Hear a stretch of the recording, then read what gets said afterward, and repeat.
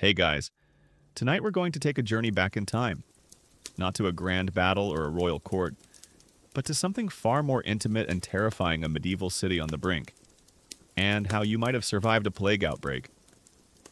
Imagine it, you're walking through narrow, winding streets, the air thick with the scent of unwashed bodies, wood smoke, and the faint, pervasive odor of refuse.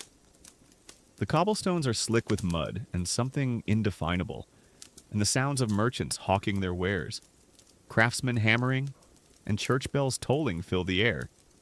It's a vibrant, chaotic, utterly human place, brimming with life. But beneath the surface, a chilling dread is about to unfurl. You probably won't survive this, but we're going to try. So, before you get comfortable, take a moment to like the video and subscribe, but only if you genuinely enjoy what I do here. And if you're feeling adventurous, drop your location and local time in the comments. I always love seeing where you guys are tuning in from. Now, dim the lights. Maybe turn on a fan for that soft background hum, and let's ease into tonight's journey together. You've just arrived in this bustling medieval city. Perhaps a merchant come to trade, a scholar seeking knowledge, or a craftsman looking for work. The city gates, massive wooden affairs reinforced with iron, groan as you pass through. A formidable barrier against the outside world, yet tragically porous to what's about to arrive. The streets are a labyrinth of timber-framed houses, their upper stories often jutting out so far that they almost touch, casting the street below into perpetual shadow. Chickens peck at scraps, pigs root in the gutters, and the general cacophony of human existence surrounds you. It's a sensory overload, a world far removed from your quiet, modern life. But for now, it feels alive, vibrant, a place of opportunity. As you settle into your lodging, perhaps a cramped room above a noisy tavern or a simpler dwelling on a side alley, you hear the first faint whispers, not about trade or politics, but about a strange sickness. It's a rumor carried on the wind, a chilling chill that slips through the cracks of the city's usual clamor. You dismiss it at first. Sickness is common, after all. Fevers, coughs, the occasional flux. Medieval life is rife with ailments. You've probably already seen more than a few folks coughing in the marketplace, or looking rather pale, and thought little of it. But this feels different. The whispers are insistent, growing louder, more urgent. They speak of a disease that strikes swiftly, violently, leaving no time for a priest, sometimes not even for a final breath. One mainstream historical fact that will quickly become terrifyingly real for you is that medieval cities, despite their vital role as centers of commerce and culture, were often overcrowded, unsanitary, and therefore highly vulnerable to epidemic diseases. Their very design, dense populations, narrow streets, rudimentary waste disposal, created perfect breeding grounds for pathogens. It was like a tinderbox, just waiting for a spark.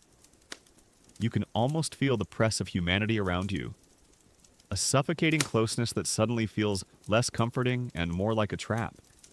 A quirky tidbit that might make you chuckle nervously is that some people believed the foul odors of the city, the open sewers, the uncollected waste, were actually the cause of the disease. They were wrong, of course, but their logic was understandable. If something smelled bad, it must be bad for you. Right. This belief led to some rather humorous, if ultimately ineffective, attempts at prevention, like carrying sweet-smelling herbs or constantly burning aromatic woods. You might even spot someone clutching a small bouquet of posies to their nose, looking rather ridiculous, but utterly serious. Historians still argue whether the limited knowledge of sanitation, while not directly addressing the true cause of the plague, inadvertently contributed to its spread by making cities attractive to the very vectors that carried the disease. Or if any attempt at cleaning simply moved the problem around. Was it a complete misdirection? Or a step that, however small, eventually led to better understanding? As the days turn into weeks, the whispers become less about general sickness and more specific. People are falling ill with alarming speed, developing horrifying swellings in their armpits, groins, and necks. You see the fear start to etch itself onto faces that were once jovial. Laughter in the taverns grows thinner, conversations quieter. You notice fewer beggars on the street, not because they've found fortune, but because they've vanished. The air itself seems to hum with a new, unsettling tension, like the calm before a terrible storm. You try to rationalize it, to tell yourself it's just the usual seasonal sickness, but a knot of dread tightens in your stomach. Something truly terrible is brewing in this vibrant, unwitting city. The initial whispers quickly solidify into undeniable, chilling reality. You see it firsthand. A neighbor, hale and hearty yesterday, is now convulsing in their bed, feverish and incoherent. They tell stories, too. Stories of the ships. Ships and rats are the silent, insidious harbingers of the doom that is now unfurling in your city. You learn that vessels arriving from distant, plague-stricken ports weren't just carrying exotic spices and silks. They carried unseen passengers, dark, scurrying things that bore the true instruments of death. It's like discovering that the beautiful gift box you just received is actually filled with venomous snakes, a horrifying deception playing out on a grand scale. You recall the ships you saw docked in the busy harbor just days ago, their masts silhouetted against the morning sky, their crews bustling, seemingly oblivious to the silent cargo they carried. One mainstream historical fact, now widely accepted, is that the Black Death, primarily caused by the bacterium Yersinia pestis, was largely spread across continents by fleas living on black rats, which thrived in the unsanitary conditions of medieval trade routes and urban centers. These rats, often stowaways on merchant ships, would disembark in new ports, carrying infected fleas to unsuspecting populations. You realize, like with a cold dread, that the very arteries of commerce that nourished your city were also its pathways to destruction. The connection between the rats and the disease, however, was completely unknown to anyone in your time. People might notice an increase in rat sightings, or perhaps even dead rats in the streets, but they wouldn't connect these observations to the growing sickness. After all, rats were a constant, unsavory presence in any medieval city, like a persistent, hairy shadow. A quirky tidbit that further complicates this picture is that while the bubonic form of plague spread by fleas was the most common, there were also pneumonic and septicemic forms. Pneumonic plague, for instance, could spread directly from person to person through coughing and sneezing, a terrifying reality that meant even those without fleas could become carriers. Imagine trying to understand a disease that had multiple, invisible modes of transmission, each more horrifying than the last. Historians still argue whether the initial spread within a city was primarily through infected fleas jumping to human hosts, or if person-to-person transmission pneumonic plague played a more significant and terrifying role in the rapid, overwhelming spread of death once the disease was established in a dense urban environment. Was it the rats? Or was it you, exhaling death with every breath? You begin to notice the telltale signs on the afflicted, the sudden onset of high fever, chills, and profound weakness. Then come the most horrifying symptoms, the swellings. These are the buboes, dark, angry lumps, often in the groin, armpits, or neck, sometimes as large as an apple. They are excruciatingly painful, hot to the touch, and often signal the beginning of the end. You watch as a man collapses in the street, his face contorted in agony, a grotesque swelling visible beneath his jaw.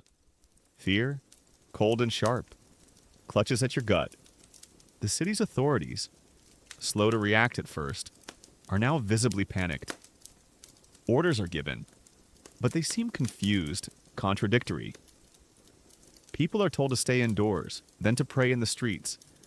There's a frantic, disorganized energy, a desperate scramble to understand an enemy that is utterly invisible and incomprehensible.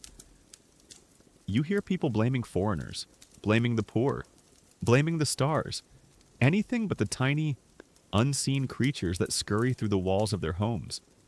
The first few deaths are dismissed as isolated incidents, bad humors, or perhaps divine punishment for some unknown sin. But as the bodies begin to pile up, too quickly for proper burial, the whispers turn to screams, and the dismissals turn to despair. The once bustling market square grows quieter each day. Fewer stalls open, fewer faces haggling. Those who dare to venture out move with a new, frantic caution, avoiding eye contact, pulling cloaks tighter around their faces. You find yourself doing the same, instinctively creating distance, a futile attempt to fend off an unseen enemy. The city, once alive with sound, now carries an ominous undertone, the distant wails of mourners, the chilling silence from houses that were once vibrant, and the constant unnerving rustle of rats in the shadows. The plague has landed, and its presence is unmistakable. As the sickness spreads its tendrils through the city, consuming lives with terrifying speed, you witness firsthand the frustrating and often fatal limitations of medieval medicine. The prevailing framework for understanding illness, and therefore for attempts at treatment, was the humoral theory's futility.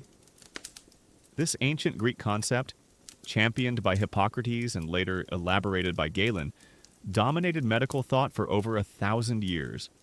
It posited that your body was composed of 4 fundamental fluids, or humors blood: phlegm, yellow bile, and black bile. Health was a state of perfect balance among these humors, and disease was simply an imbalance, too much of one or too little of another.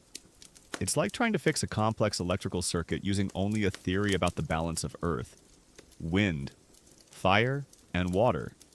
You're simply not addressing the true problem. So, when the plague strikes, the learned physicians, often identifiable by their long robes and scholarly demeanor, resort to treatments based entirely on this theory. They don't understand bacteria, viruses, or contagion.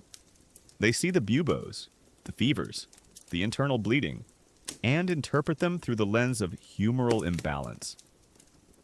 One mainstream historical fact is that medieval medical responses to the plague were overwhelmingly based on the humoral theory, leading to ineffective and often harmful treatments like bloodletting, purging, and the use of strong emetics, as practitioners sought to restore balance to the body's fluids.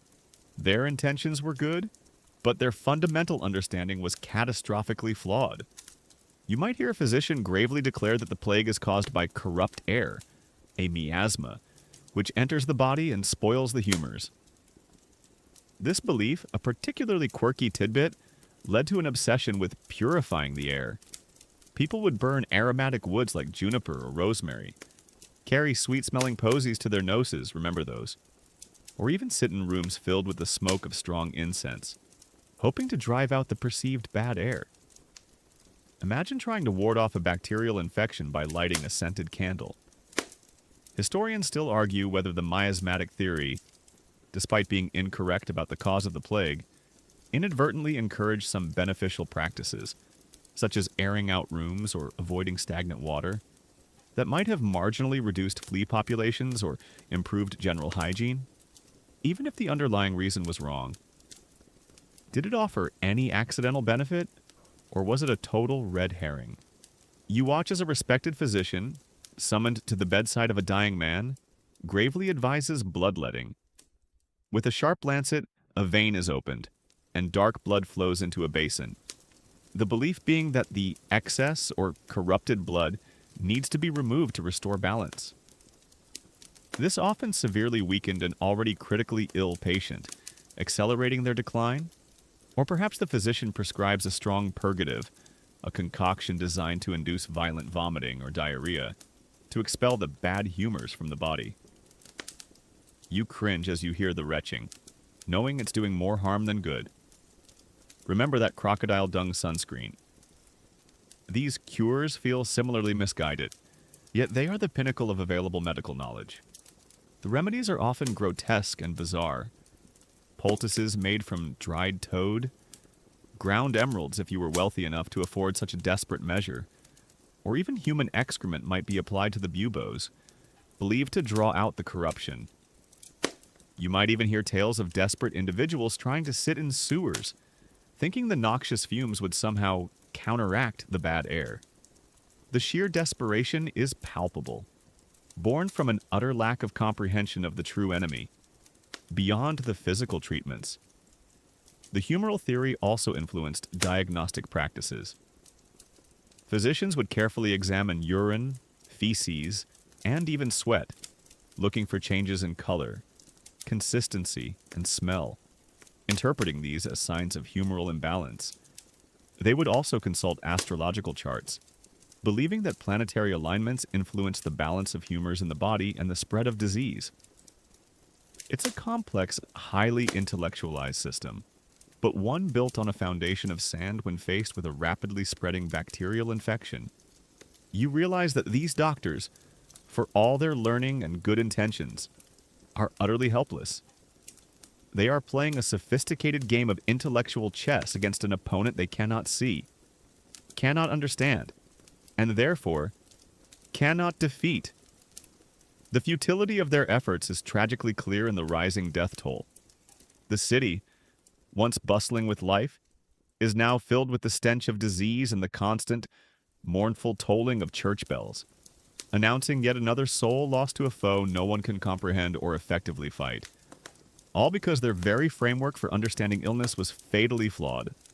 As the deaths mount and the true scale of the catastrophe becomes terrifyingly clear, the city's authorities, spurred by panic and a desperate need to act, enact drastic measures quarantine. Gates slam shut. The once bustling flow of merchants, travelers, and goods grinds to a halt as the city desperately tries to seal itself off from the outside world. A desperate gamble to contain the invisible enemy within. You witness the frantic activity at the city gates. Once welcoming, now grim and heavily guarded, embodying a desperate hope that isolation will somehow save them. It's like trying to extinguish a raging inferno by boarding up the windows. You might trap the fire, or you might just trap yourself inside with it. The city council, or the local lord, makes the decree no one in, no one out, without explicit, often impossible to get permission.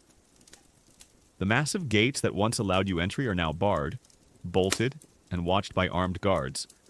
Drawbridges are raised. Portcullises are lowered. The initial hope is that this will prevent more of the corrupt air or bad humors from entering. This is a mainstream historical fact, one of the earliest and most widespread responses to plague outbreaks in medieval cities was the implementation of strict quarantine measures, often involving the physical sealing of city gates and the isolation of suspected cases or entire households. While brutal and often impractical, it was one of the few tangible actions authorities felt they could take. You see families frantically trying to get out, pulling at the gates, pleading with the guards. Their faces a mixture of terror and desperation. But the guards, grim-faced and unyielding, stand firm. To them, every person trying to escape might be carrying the very death they are trying to keep contained. And for those outside, trying to get in, the city has become a terrifying, disease-ridden fortress. Imagine the sheer heartbreak of a family separated. One sibling inside, another outside, knowing that crossing that threshold could mean death for either or both. A particularly quirky tidbit regarding these early quarantines was the practice of boarding up the doors of houses where plague victims resided, sometimes with the entire family trapped inside, a red cross painted on the door as a warning. This was known as pest houses, or shutting up the sick. The idea was to completely isolate the infected, but it often meant condemning healthy family members to infection and certain death alongside their sick loved ones. You might walk past such a house, the boarded door a chilling testament to the desperate, often inhumane, measures being taken, and you instinctively quicken your pace, averting your gaze. Historians still argue whether these harsh quarantines, despite their cruelty, had any significant impact on curbing the overall spread of the plague within densely populated cities, or if the disease was already too pervasive by the time such measures were implemented, making them largely symbolic and brutal. Were they effective? or merely a tragic display of powerlessness. The closure of the gates has immediate and profound consequences. Trade grinds to a halt. Fresh food supplies dwindle. The bustling markets become eerily silent. Their stalls empty. Prices for essential goods skyrocket, making survival even harder for the poor. The entire rhythm of city life, which revolved around the flow of people and goods, is shattered. You realize the air of confinement itself is now a tangible weight, pressing down on everyone. Beyond the physical barriers, personal quarantines also begin. Fear turns neighbor against neighbor. If someone falls ill, their family might try to hide it, fearing ostracization or forced isolation. Conversely, healthy families might refuse entry to anyone suspected of having come into contact with the sick, slamming their own doors shut. The city becomes a collection of isolated households, each a small, terrified island. The very concept of a contagion was poorly understood, but the observed fact that contact with the sick often led to sickness was undeniable. So, the instinctive response was to avoid contact. You find yourself walking in the middle of the street, giving wide berth to anyone you encounter. Handshakes are no longer exchanged. Friendly greetings are replaced by curt nods or averted gazes. The social fabric of the city begins to fray under the relentless pressure of fear and isolation. The silence that descends upon the city is perhaps the most chilling aspect of all.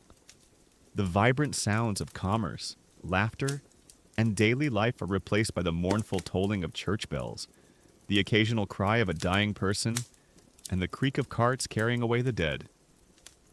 The once bustling streets now have an eerie emptiness, broken only by the hurried footsteps of those with urgent business, or the slow, deliberate pace of the plague cart.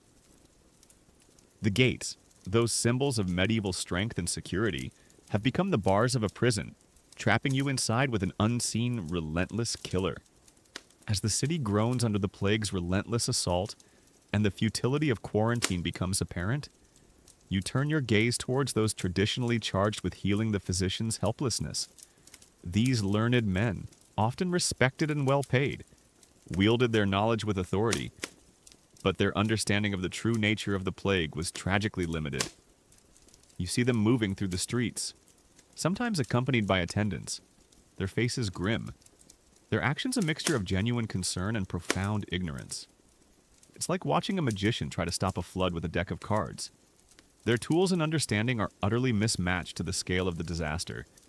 Their appearance alone might offer a fleeting sense of reassurance. They wear their long robes, sometimes fur-lined in winter, signaling their status.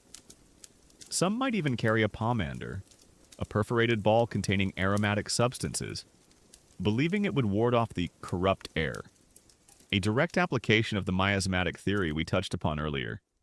One mainstream historical fact is that medieval physicians, despite their high social standing and dedication, were largely ineffective against the plague due to their lack of understanding of germ theory, epidemiology, and bacterial infection, leading them to rely on archaic and often harmful treatments based on humoral theory. Their helplessness was not a failing of character, but a failing of scientific understanding.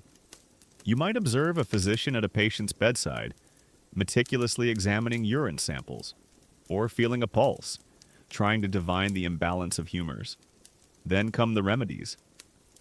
A particularly quirky tidbit is the use of theriac, a complex concoction that could contain dozens of ingredients, including viper's flesh, opium, and various exotic spices. It was considered a universal antidote, a magical cure-all for poisons and diseases, and it was often administered in large, unpleasant doses. Imagine being terribly ill and being forced to swallow a potion made from snakes and rare herbs. It certainly sounds like something out of a fantastical tale, rather than serious medicine. Historians still argue whether the psychological impact of such an expensive and exotic remedy, by offering a potent placebo effect, sometimes provided enough comfort to marginally aid a patient's recovery, or if its only real effect was to further drain the patient's purse and add to their discomfort.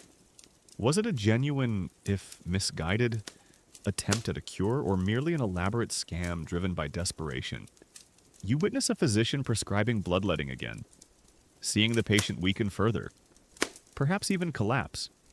The belief that excessive blood was causing the fever or the buboes was so deeply ingrained that even when it led to immediate, unobservable worsening of the patient's condition, it was rarely questioned. You might also hear of cupping, where heated cups were applied to the skin to create suction. Drawing blood to the surface, another attempt to rebalance those elusive humors.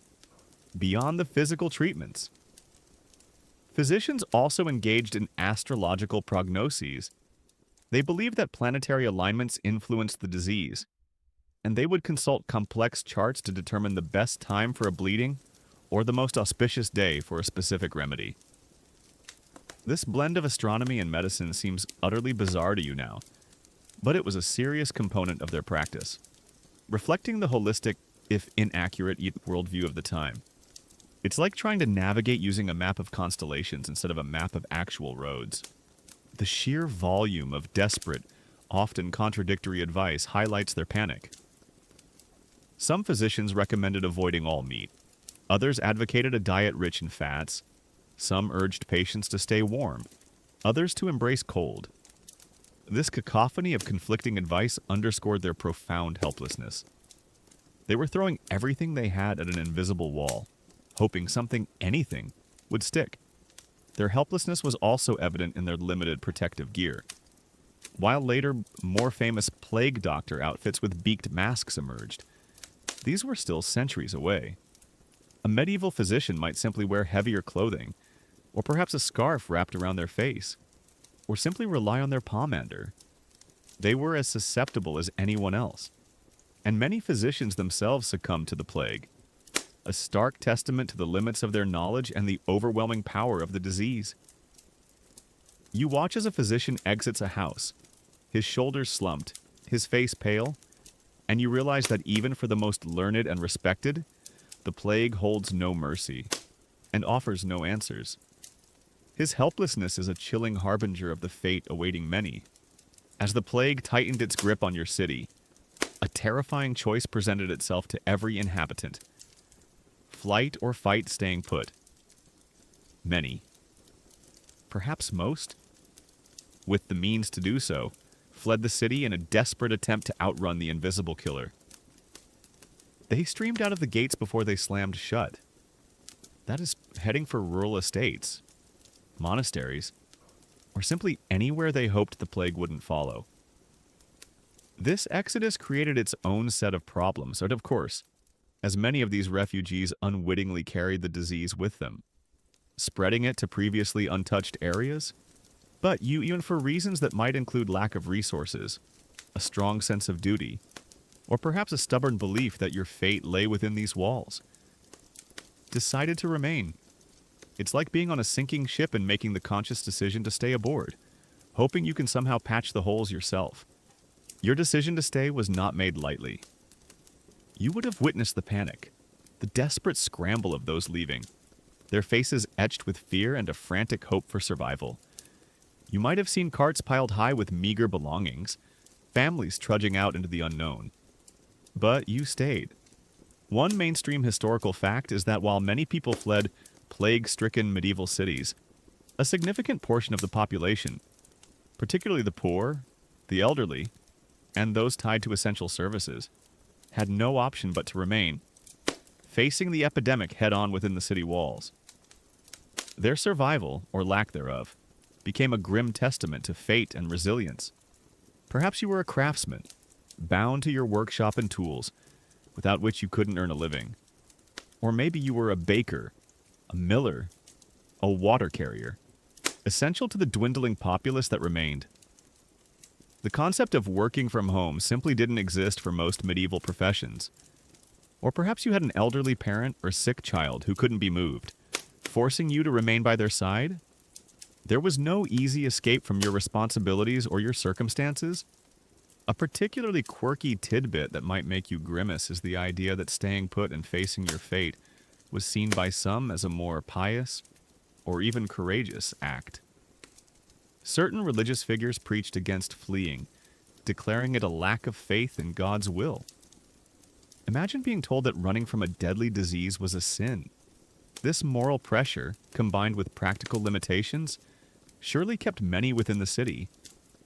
Historians still argue whether those who stayed in cities during plague outbreaks, by developing some form of natural immunity or by sheer luck, ultimately fared better in the long run than those who fled and might have encountered the disease in subsequent waves in less prepared communities.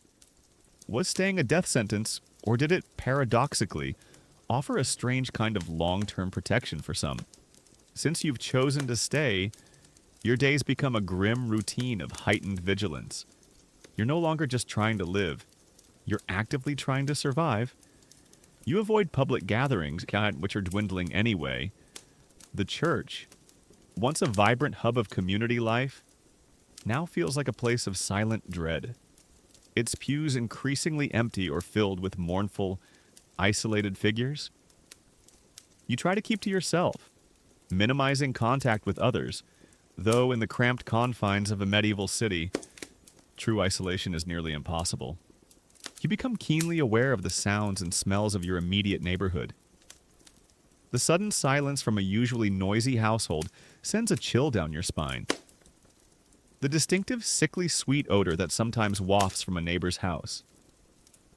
A smell you quickly learn to dread, signals the presence of the disease. You instinctively hold your breath when passing certain doorways, or quickly duck down a side alley to avoid someone coughing. Your daily chores take on a new, desperate intensity. Fetching water from the public well becomes a cautious mission, eyeing anyone else who approaches. Buying what little food is left in the market involves quick transactions, minimal conversation, and a wide berth given to the vendor.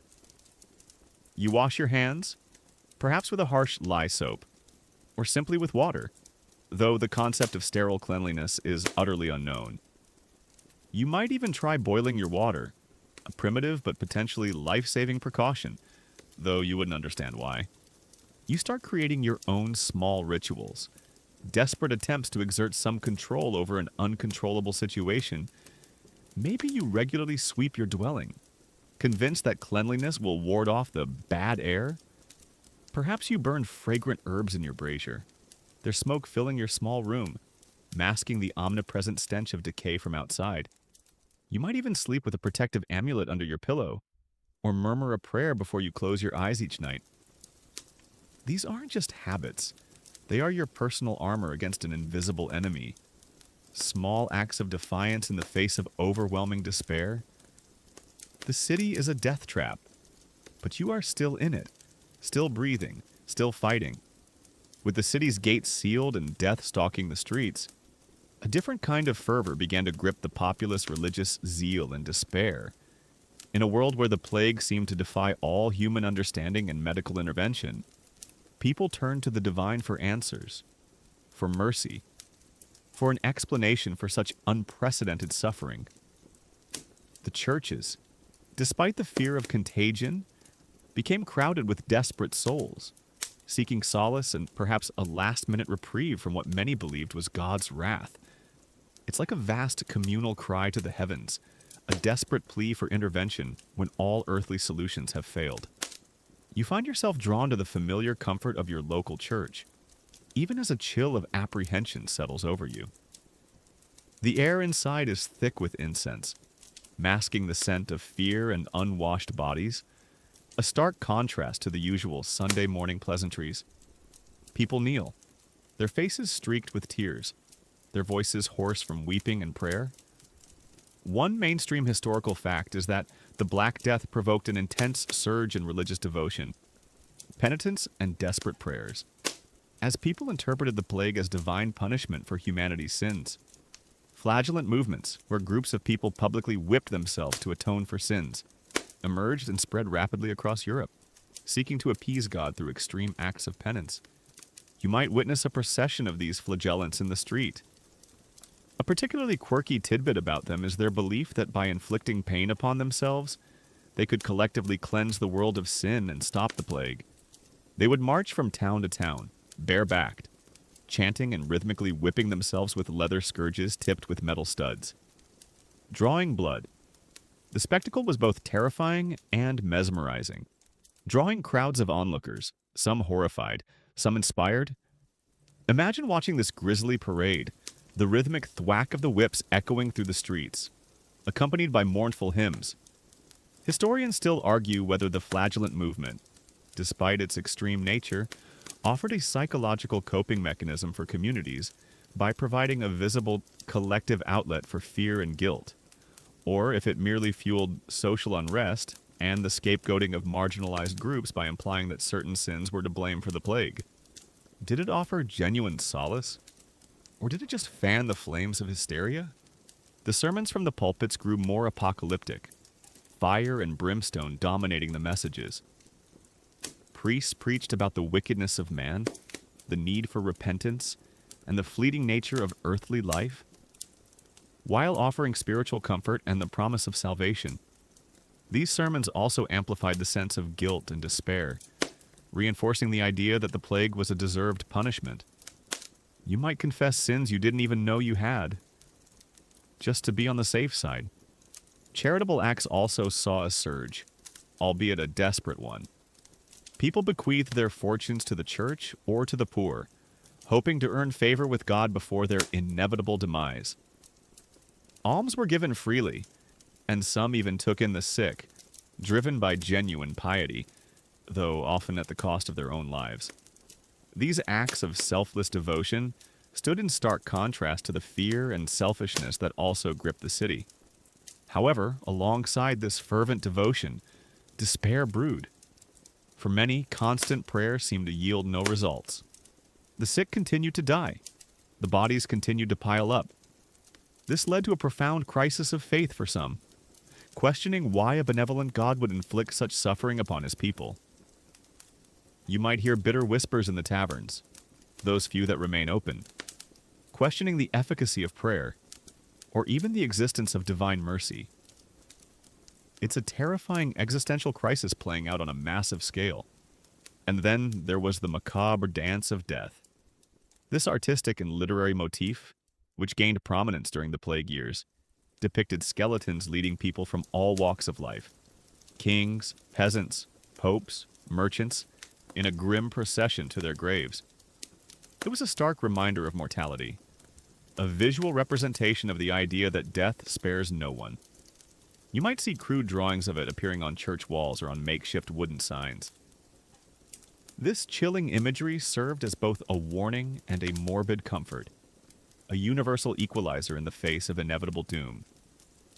The air is thick with prayers and desperation, and you join the chorus of voices, hoping against hope that your fervent pleas will somehow reach the heavens and bring an end to this living nightmare.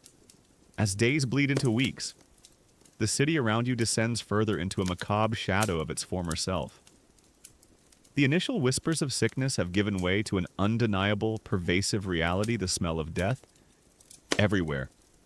It seeps into every crevice, hangs in the stagnant air, and permeates every breath you take. This isn't the clean, sterile scent of a modern hospital, or the faint, almost sweet odor of decay you might encounter in a distant forest. This is the heavy, cloying, unmistakable stench of human decomposition on a massive scale, mixed with the sickly sweet smell of disease and fear. It clings to your clothes, invades your nostrils, and haunts your dreams. It's like being perpetually trapped in a charnel house, unable to escape the constant reminder of mortality. You find that you can no longer avoid it. Open sewers, already a common feature of medieval streets, now carry more than just refuse. They carry the fluids of the sick and the dead, their contents overflowing and adding to the horrifying miasma. The sheer volume of bodies overwhelms any attempts at proper disposal. In the initial days, people tried to bury their dead in churchyards, but these quickly filled up. Then, hastily dug mass graves became the norm, often just outside the city walls. But even these struggled to keep pace. One mainstream historical fact is that the overwhelming number of deaths during plague outbreaks quickly outstripped the capacity for proper burial, leading to bodies being left in streets or hastily interred in shallow mass graves. Contributing significantly to the horrific stench and potential for further contagion. The sight of overflowing cemeteries and the constant procession of death carts became a chilling daily reality. A particularly quirky tidbit, grim as it sounds, is that some contemporary accounts mention people carrying strong-smelling herbs or sponges soaked in vinegar to hold to their noses, attempting to ward off the foul odors and, they believed, is the plague itself. You might find yourself instinctively pulling your sleeve up to cover your nose and mouth, or trying to breathe through a piece of cloth, anything to escape the constant assault on your senses. Imagine trying to live, eat, and sleep while this omnipresent odor hangs in the air, a constant reminder of death's triumph. Historians still argue whether the psychological impact of this pervasive stench, by creating a constant state of fear and disgust, further contributed to the breakdown of social order and individual mental health during the plague, or if it simply reinforced the existing despair without adding a new dimension to it. Was it just a sensory assault, or a psychological weapon? The silence, too, is a part of this horrifying sensory landscape. The vibrant clamor of the city has been replaced by an eerie quiet, broken only by the mournful tolling of church bells, which themselves might eventually fall silent as the bell ringers die, the cries of the sick, and the creak of carts. These are the death carts, a terrifying sight and sound. You hear them approaching, often at dawn or dusk, their wheels rumbling slowly over the cobblestones, sometimes accompanied by a solemn cry. Bring out your dead people. Those who are still alive and able, would bring out their deceased loved ones, often wrapped simply in shrouds, and place them on the cart. You avert your gaze as a cart passes, piled high with silent forms. A grim harvest that never seems to end. The stench is not just from the dead, it's also from the living. With so many sick and dying, with fewer people able or willing to clean, the usual grime of medieval life intensifies. Animal carcasses, uncollected waste, and the detritus of desperate lives accumulate in the alleys and streets. The air is thick, humid, and heavy with the scent of unwashed bodies, stale sweat, and the pungent smell of fear. It becomes a physical presence, a constant reminder that you are breathing death. You instinctively develop coping mechanisms. You try to avoid certain streets known to be particularly bad. You learn to recognize the subtle variations in the smell, distinguishing the fresh, sharp odor of recent death from the dull, heavy scent of advanced decomposition. Your senses are overwhelmed, but also sharpened, trained to detect the signs of the invisible enemy through its horrifying olfactory signature. The collective trauma of living with this constant smell of death must have been immense. It eroded hope, reinforced the sense of helplessness, and etched itself into the memories of survivors. Even long after the plague had passed, the memory of that smell would linger. A chilling reminder of the time when death was not just a concept, but an ever-present, suffocating cloud. And as you try to sleep at night, pulling your meager blanket closer, you find that even in the dark, the smell of death everywhere still manages to find you, creeping into your dreams. As the plague continued its relentless sweep through the city, fear, grief, and desperation began to curdle into something far more insidious scapegoats and suspicion. With no understanding of germ theory or the true cause of the disease, people desperately sought someone or something to blame for the unfathomable catastrophe unfolding around them. The search for a tangible enemy, a human cause for divine wrath or earthly misfortune, turned neighbor against neighbor, leading to horrifying acts of persecution and irrational hatred. It's like trying to find the source of a wildfire, but instead of looking for dry brush or lightning, you decide to blame the nearest innocent bystander simply because they look different. You observe the subtle shifts in the community around you. Whispers start, then grow louder, focusing on those already marginalized or considered other.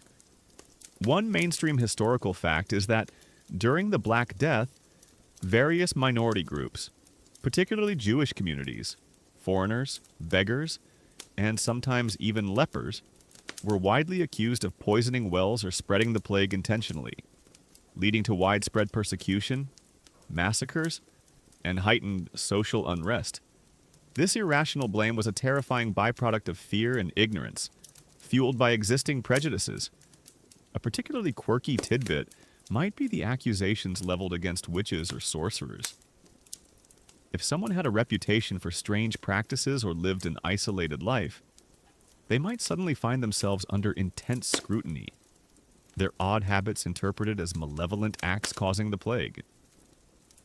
Imagine a harmless old woman who gathers herbs for tea suddenly being accused of cursing the entire city.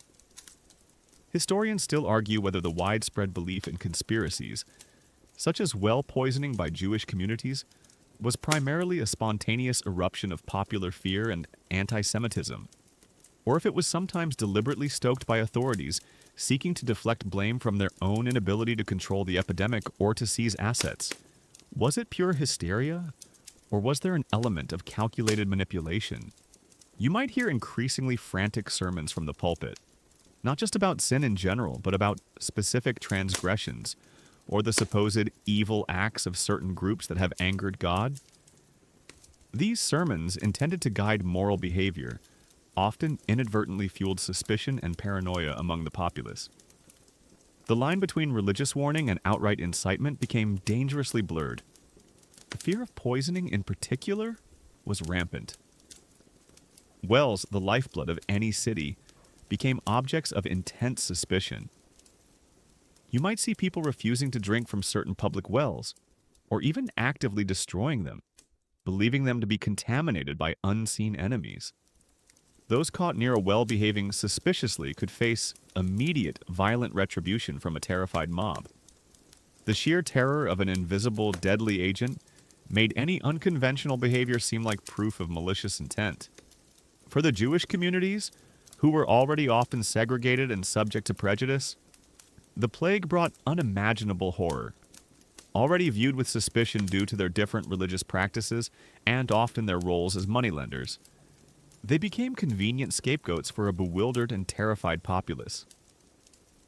The logic was perverse if Christians were dying, and Jews were not, or at least not at the same perceived rates. It must be because the Jews were somehow causing the plague. This twisted reasoning led to horrific pogroms, where entire Jewish communities were massacred by rampaging mobs across Europe, often with little or no intervention from authorities who were either overwhelmed, complicit, or equally fearful. You witness the growing tension, the furtive glances, the hushed conversations that suddenly turn hostile when an outsider walks by. You see the fear in people's eyes, and beneath it, a desperate need to lash out, to find a reason, a target, for their unbearable suffering.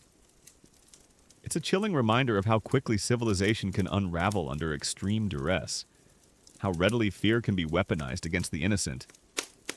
The city isn't just fighting a disease, it's fighting itself, tearing at its own social fabric as suspicion festers and consumes.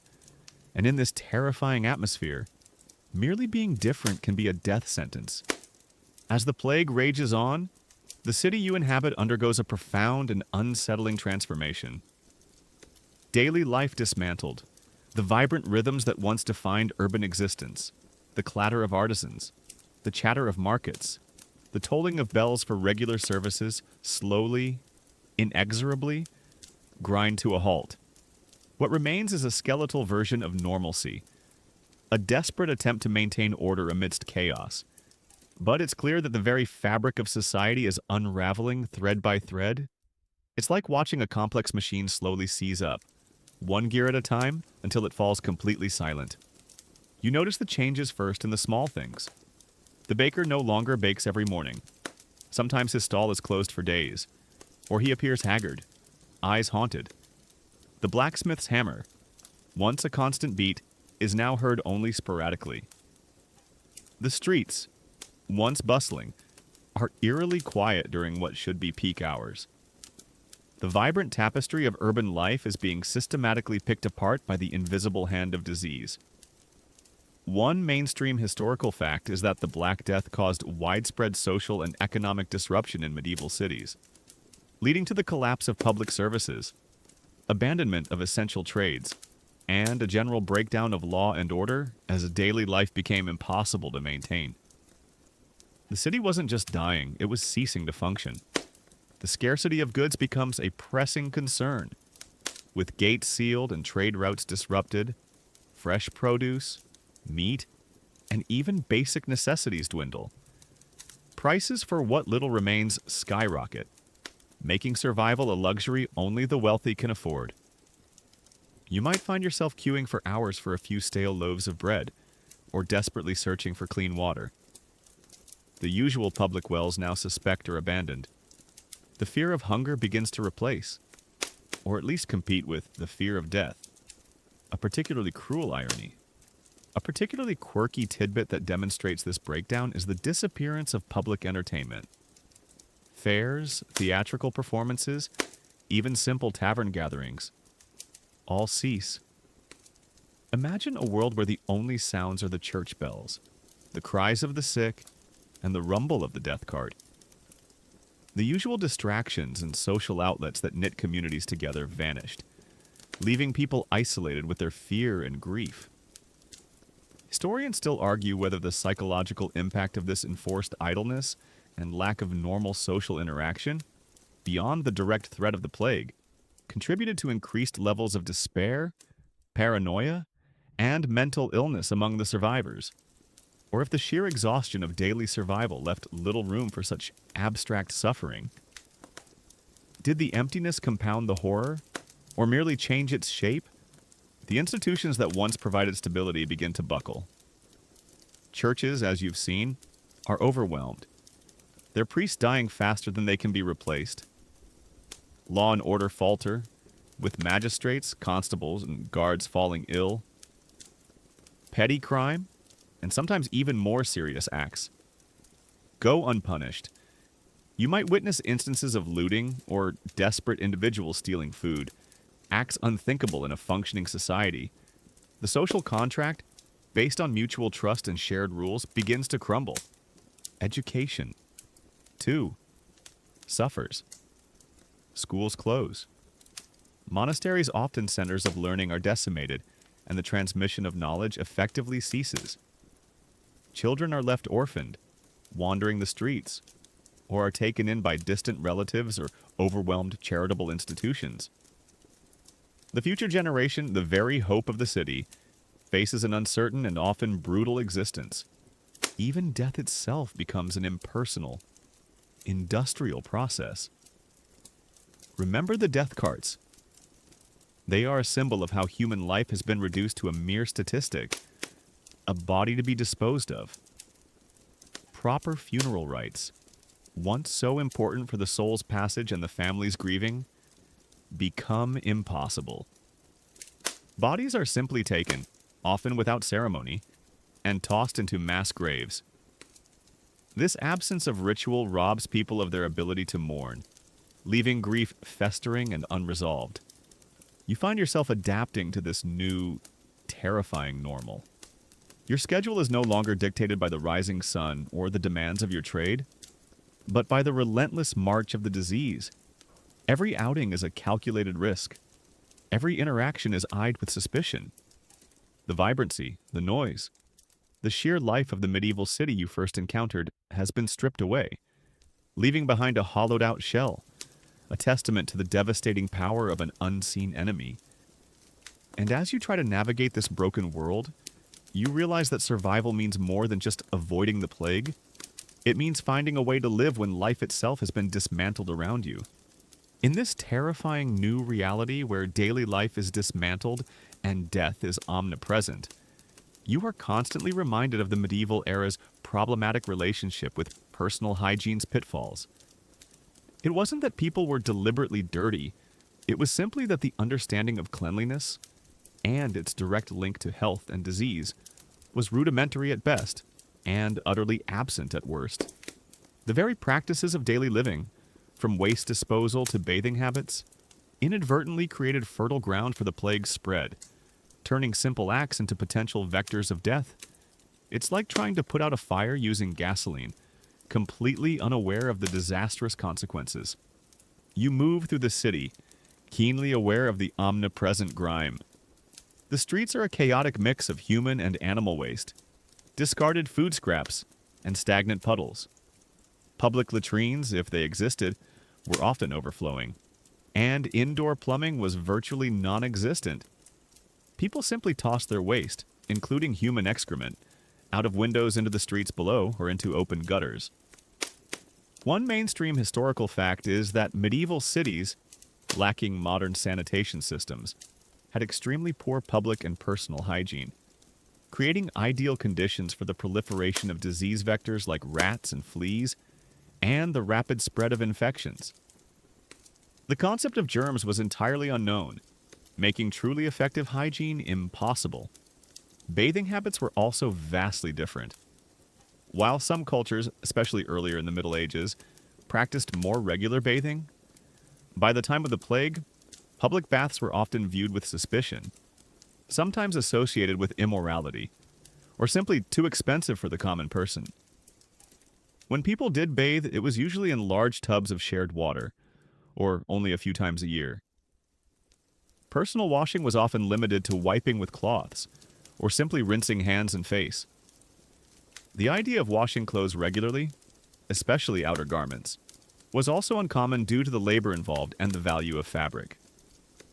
You might try to wash your hands more frequently than usual, perhaps rubbing them with sand or coarse soap, but the concept of truly sterilizing them is light years away.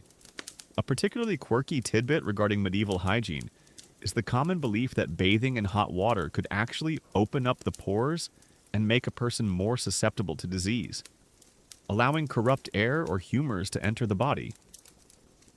This fear paradoxically discouraged one of the most basic forms of hygiene. Imagine being told that a hot bath, something you crave for comfort, might actually kill you. Historians still argue whether the general lack of personal hygiene during the plague was a primary direct cause of its rapid spread among humans via person-to-person transmission, like pneumonic plague, or indirectly via providing a conducive environment for flea hosts, or if its role was less significant compared to the direct actions of the flea-infested rats. Was it a fundamental flaw, or simply one of many factors in a complex disaster? The clothes you wear are likely woolen, heavy, and not easily washed. These garments, worn for weeks or even months without thorough cleaning, provided ample hiding places for fleas. You might feel an occasional itch, dismissed as an ordinary nuisance, unaware that each tiny bite could be delivering a fatal dose of disease. The straw and rushes used to cover floors in homes, while providing insulation and comfort, also became breeding grounds for vermin and harbored filth, rarely being changed. Even the way people ate contributed to the problem. Food was often handled without washing hands. Shared trenchers, wooden plates, and eating from common pots were typical. The food itself could be contaminated by flies, rats, or human hands. You carefully eye the bread you buy, hoping it hasn't been touched by too many sick hands. But you have no way of knowing. The lack of understanding about bodily fluids also meant that vomit, blood, and other excretions from the sick were often simply left or haphazardly cleaned, contributing to the unsanitary environment. The midwife, remember her. Her lack of sterility was a death sentence in the birthing chamber. Now, I multiply that lack of sterile understanding across an entire city during a pandemic. You realize that every casual interaction, every common surface, every unthinking habit of daily medieval life is a potential pathway for the disease. There is no escape from the pervasive filth. You simply breathe it in, live amongst it, and hope that sheer luck, or perhaps your own unique constitution, will somehow allow you to defy the odds stacked against you by the very environment you call home. The air is heavy with the stench of human neglect, and you are trapped within its suffocating embrace. As the plague rages on, stripping the city of its vibrancy and challenging every conventional understanding, you, the survivor, are forced to improvise, adopting your own survival strategies' desperate measures, with no effective medical treatment and an utterly transformed daily life. Your focus shifts entirely to self-preservation. These aren't grand, organized plans, but rather small, often superstitious. and sometimes surprisingly effective personal rituals born from a primal instinct to stay alive in the face of overwhelming odds. It's like being lost in a vast, deadly wilderness with no map, relying solely on your instincts and whatever crude tools you can fashion. You begin to observe the world around you with a new, hyper-vigilant intensity. Every cough, every averted gaze, every silence from a neighbor's house becomes a data point in your grim calculus of risk. You learn to recognize the signs of the disease in others and develop an almost instinctive aversion to physical contact. One mainstream historical fact is that individuals in plague-stricken medieval cities adopted a wide range of personal survival strategies, from strict self-isolation and avoidance of the sick to relying on various folk remedies, superstitious practices, and attempts at purifying their immediate environment. These were often unscientific, but psychologically vital acts of agency. A particularly quirky tidbit is the widespread belief in the power of strong smells to ward off the miasma. You might start carrying a pomander filled with cloves, cinnamon, or ambergris, constantly holding it to your nose when outside, or even when interacting with others. The idea was that the strong, pleasant scent would purify the air you breathed, preventing the corrupt air from entering your body. Imagine everyone walking around smelling like a spiced Christmas candle, all in a desperate attempt to avoid dying. Historians still argue whether the practice of carrying strong aromatics, beyond any psychological comfort, might have had a marginal incidental benefit by deterring some disease-carrying insects, or by encouraging deeper, less contaminated breathing, or if it was entirely ineffective against the bacterial threat. Was it a complete waste of precious spices? Or did it offer a minuscule, unintended form of protection? You try to limit your exposure to the outside world as much as possible. Journeys for food or water become quick, purposeful dashes. You avoid crowded areas entirely, choosing deserted alleys and quiet back streets, even if it means a longer route. If you must interact with others, you keep your distance, speaking in hushed tones, your eyes constantly scanning for any signs of illness. Handshakes and embraces are unthinkable. The social warmth of human connection is replaced by a chilling, necessary distance. Within your own dwelling, you might adopt protective rituals. Perhaps you light fires or braziers, burning aromatic woods like juniper or rosemary, filling your room with smoke, hoping to cleanse the air of contagion. You might regularly air out your living space, opening windows even in the chill, believing that fresh air, even if it's the city's foul air, is better than stagnant, disease-laden air.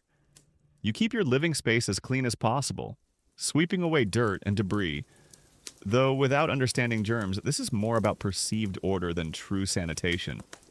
Food and drink become a major concern. You might try to eat only thoroughly cooked food, avoiding raw fruits or vegetables if possible, though you wouldn't understand why this might be safer. You might boil your drinking water, a practice that, purely by luck, would actually kill many waterborne pathogens, even if your reason for doing so was vague to drive out the bad humors. You might even try to find clean river water from upstream, away from the city's effluent, a laborious but potentially life-saving endeavor. For the more desperate, or the more superstitious, extreme measures are considered. Some might try to avoid sleep, believing that illness could take hold during unconsciousness. Others might self-medicate with strong alcoholic beverages, hoping to burn out the disease, often with disastrous effects. You hear tales of people burying themselves in dung heaps, believing the warmth and foul odors would somehow repel the plague. A terrifying and certainly ineffective tactic. Your emotional landscape becomes one of constant vigilance, tempered by exhaustion. Every ache, every slight fever, sends a jolt of panic through you. You listen intently to your own body, analyzing every cough, every sniffle, desperately trying to distinguish a common cold from the first insidious, creeping signs of the plague. You survive by a combination of luck, a few inadvertently effective practices, and a fierce, unwavering will to live. These desperate measures, born of profound ignorance, are your only weapons against an invisible enemy that relentlessly preys on the unsuspecting. And each day you wake up, still breathing, is a small, quiet victory in a world consumed by death. As you continue your grim existence within the plague-stricken city, another constant, haunting presence begins to define the very landscape the gravedigger's grim work. They are the unsung, often unseen, heroes and victims of the epidemic, toiling ceaselessly to manage the horrifying tide of the dead.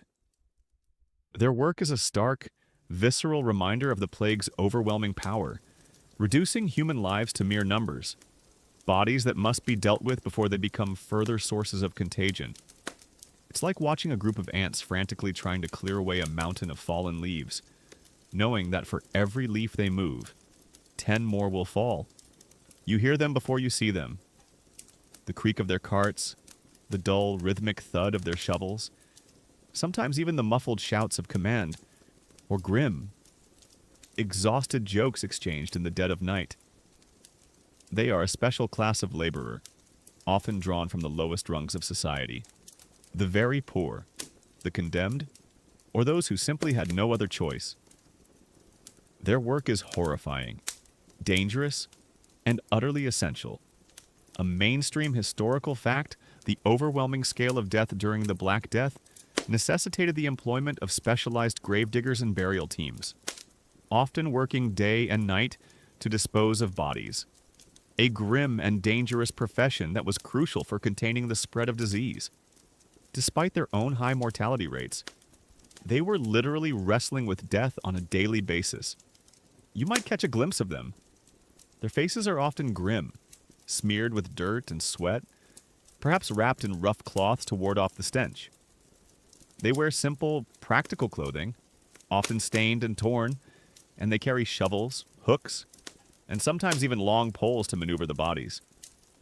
There's no dignity in their work, only grim necessity.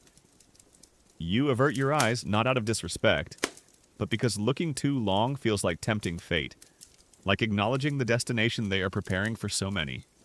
A particularly quirky tidbit that underscores their desperate methods is the creation of large, communal plague pits, or mass graves, sometimes located just outside the city walls.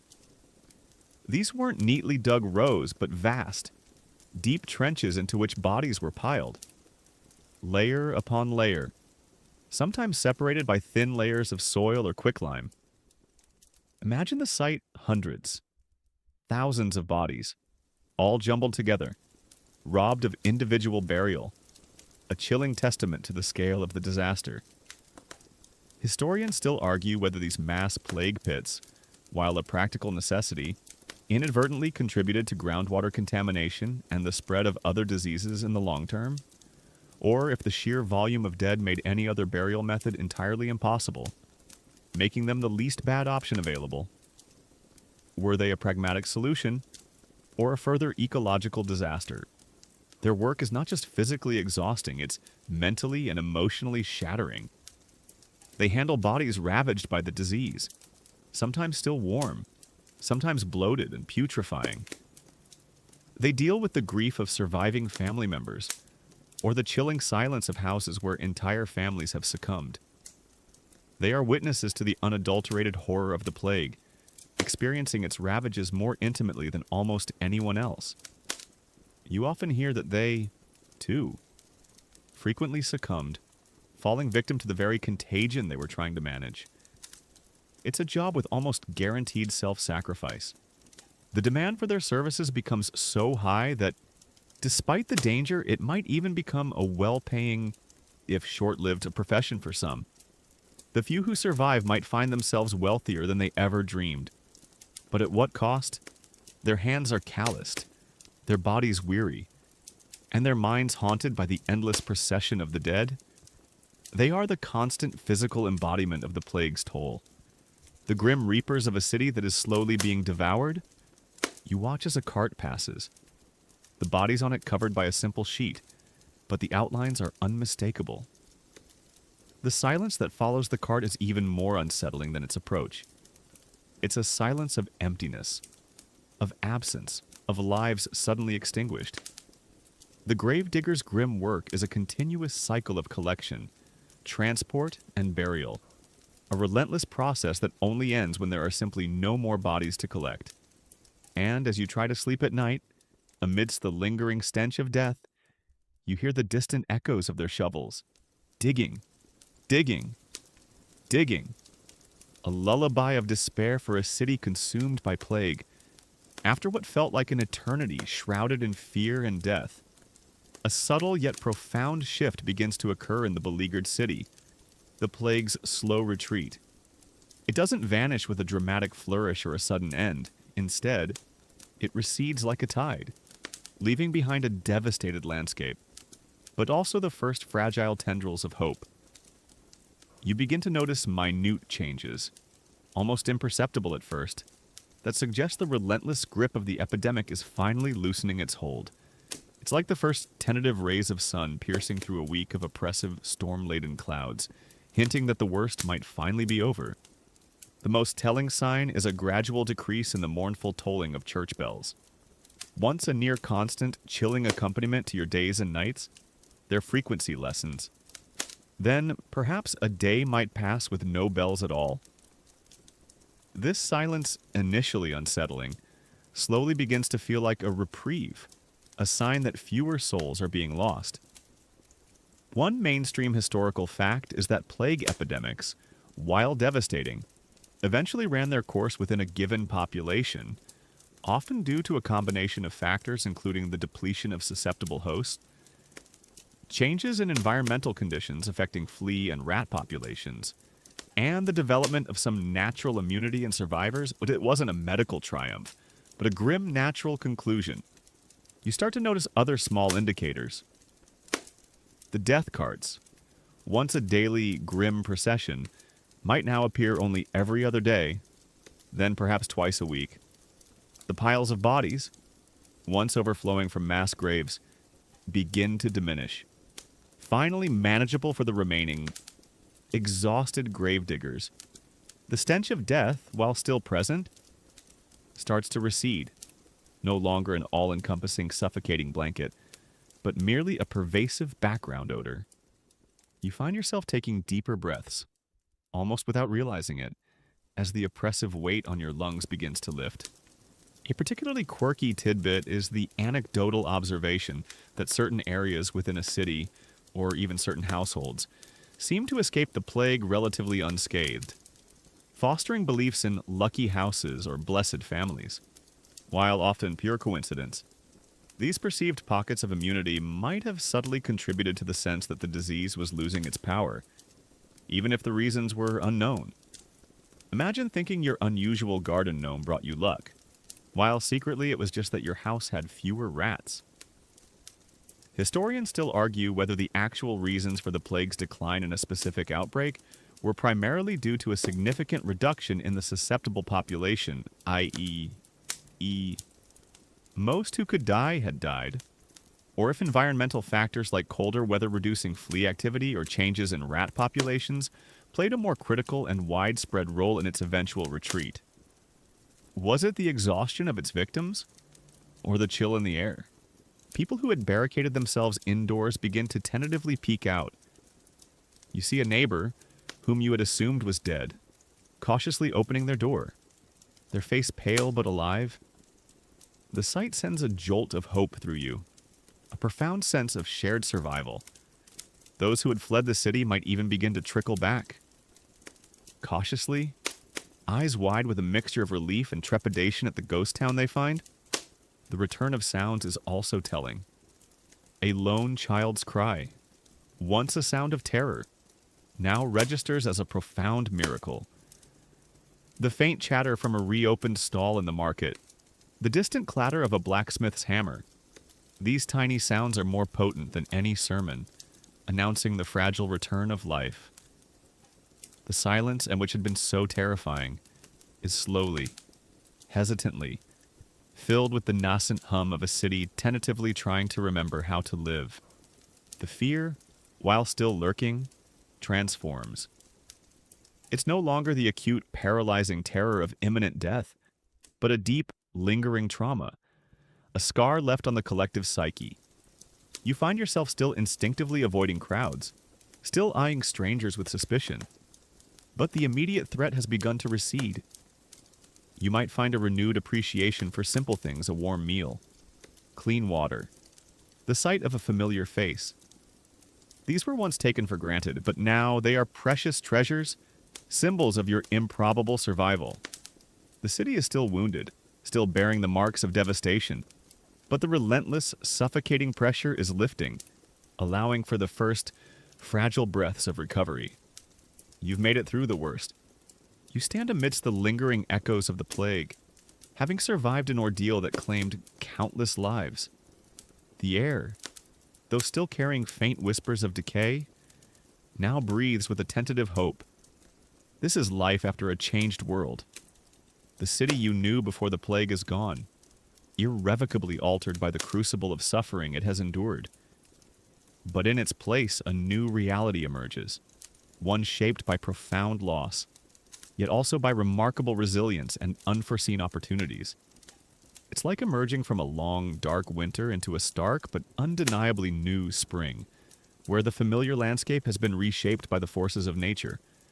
The most immediate change is the profound demographic shift. You're surrounded by fewer people, by empty houses and silent workshops. So many are gone: family, friends, neighbors, even entire lineages. One mainstream historical fact is that the Black Death caused catastrophic population decline across Europe, leading to significant long-term social, economic, and cultural transformations, including shifts in labor dynamics, land ownership, and even the power structures of society. The sheer scale of death redefined the value of human life and labor. You notice that those who remain are often those who, by sheer luck or unique circumstances, had some resistance, or perhaps simply avoided the fatal flea bite. The common laborers, once plentiful and cheap, are now scarce and suddenly in high demand. This newfound scarcity gives them leverage they never had before. You see peasants, who once toiled endlessly for their lords, now demanding better wages, more freedom, even the right to own land. It's like a massive, tragic, and utterly unforeseen labor revolution, sparked by the absence of so many hands. A particularly quirky tidbit related to this labor shortage is the rise in the standard of living for surviving commoners. With fewer mouths to feed and more resources per person, those who remained often had access to better food, clothing, and even land. Imagine going from barely scraping by to suddenly having enough to eat, simply because so many others died. Historians still argue whether the long-term economic benefits experienced by the surviving lower classes were primarily a direct result of the demographic imbalance created by the plague, or if they were also influenced by pre-existing social tensions and nascent economic shifts that the plague merely accelerated. Was it a pure economic consequence, or a catalytic force for pre-existing trends? The social fabric is torn but not broken. Communities rebuild, albeit with different faces. New alliances are formed. New families rise from the ashes of old ones. The roles once filled by the dead must now be taken up by the living. This often leads to surprising upward mobility for individuals and families who would otherwise have been stuck in their social strata for generations. You might see a former peasant now managing a larger farm, or a journeyman craftsman quickly becoming a master due to the lack of competition. Spiritually, the world remains deeply religious, but the experience of the plague leaves a complex legacy. While many retained their faith, reinforced by the idea of divine will, others harbored a quiet, unspoken doubt, a lingering question about why such suffering was allowed. Art, literature, and music often reflected this morbid fascination with death, creating new forms of expression that grappled with the ephemeral nature of life. The dance of death becomes even more pervasive, a chilling cultural reminder of what was endured. The urban landscape itself bears the scars. Abandoned houses stand empty, their windows staring out like vacant eyes. Weeds might grow in formerly bustling market squares, yet slowly, tentatively, the rebuilding begins. Carpenters repair damaged structures. Merchants cautiously reopen their stalls, and the faint murmur of daily life begins to return. Though forever tinged with memory, the city you walk through is quieter, emptier, perhaps wiser. You, as a survivor, carry an invisible burden. The memories of the deaths, the smells, the despair, are etched into your very being. You live with the knowledge that you defied overwhelming odds, that you walked through the valley of the shadow of death and emerged. This survival might bring with it a new appreciation for life, a carpe diem attitude that encourages risk-taking or a deeper spirituality. Or it might leave you with a profound and lasting trauma, a quiet melancholy that never quite fades. You've seen humanity at its most desperate and its most resilient, and as the city slowly, hesitantly, begins to heal, you are a living testament to a horror that changed the course of history, and the very meaning of what it meant to survive. Now, gently close your eyes. Let the images of medieval streets, the creak of the death cart, and the grim faces of survivors slowly fade into the quiet expanse of your mind. The air around you is clean. The sounds are soft. And the only history unfolding is the peaceful passage of time. You've journeyed through a terrifying past, but you are here, now, in safety. Let the stories of resilience and the quiet triumph of survival lull you into a deep and tranquil slumber. The anxieties of that distant, plague-ridden city have dissolved, leaving only the calm reassurance of your own comfortable space. Breathe deeply, let go, and sink into a peaceful night.